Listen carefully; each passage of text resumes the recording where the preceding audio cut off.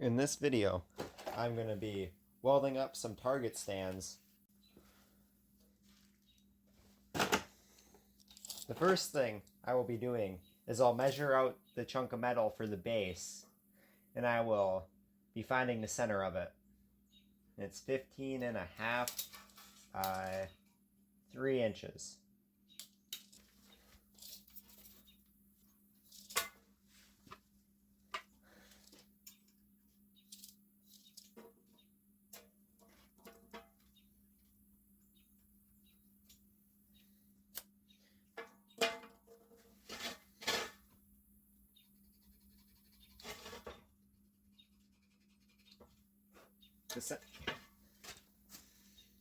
The center of that cross there is what I have marked out as the center of the base.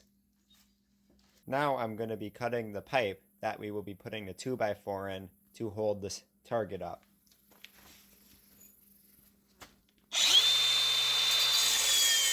Remember to wear your safety glasses because metal shards hurt your eyes.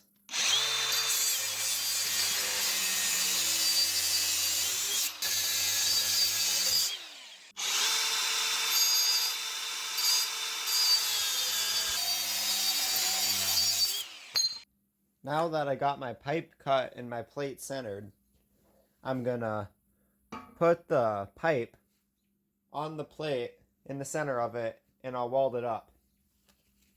Now that the pipe is centered on there, I will hook up my welder and proceed to tack weld it on before putting some actual welds to hold the pipe on.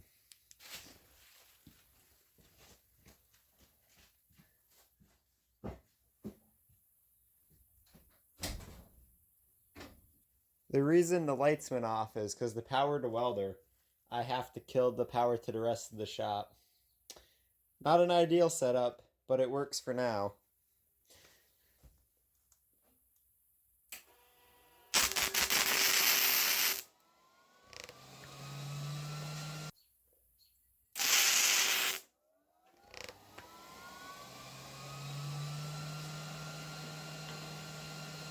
The process that I'm using to weld this is a process known as self-shield. It is a flux core wire that does not require a shielding gas to weld effectively.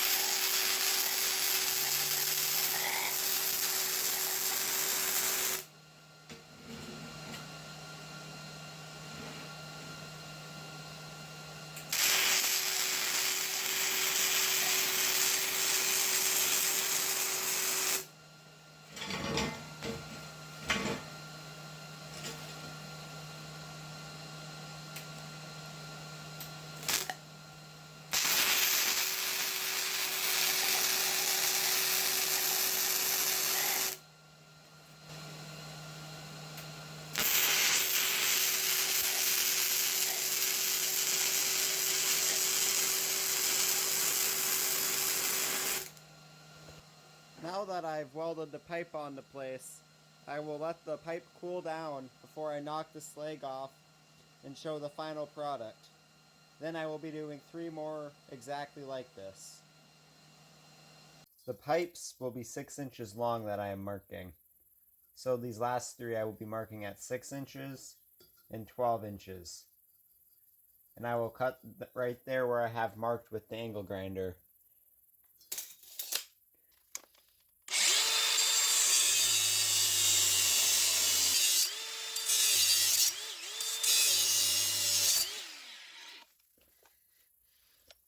Now is a good time to learn how to change a disc.